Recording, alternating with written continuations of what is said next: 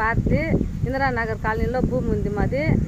ఒక గంట నుండి ఏనుగు వచ్చి ఒకే దుంసా చేస్తా ఉన్నింది. ముసలిముడికి అంతా కూడా కొట్టింది. ఇంతకు ముందు చెప్పి ఒకసారిగా ఉన్నా కూడా కానీ 3 గంటలకు వచ్చింది. మా వల్ల కాలు తట్టుకొని వయసు అయితే వాళ్ళు ఇద్దరు, మా అమ్మ నాయన నేను ఉన్నాము.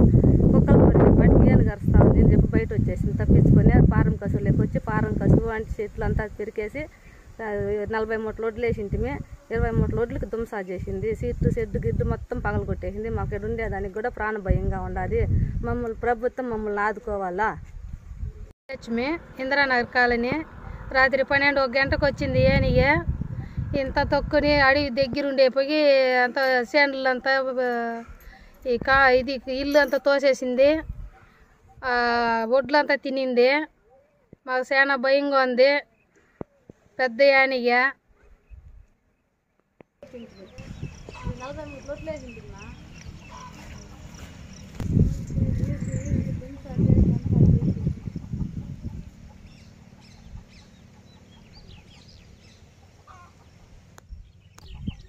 ఎక్కలేదు నాకు ఉండేదానికి స్థలం లేదు, ఇల్లు లేదు, నాకు ఉండేదానికి ఇల్లు లేదు. నాకు ఇల్లు కట్టించేయడమ్మా సాలు, నాకు ఇల్లు కట్టించేయడమ్మా స్వామి సాలు.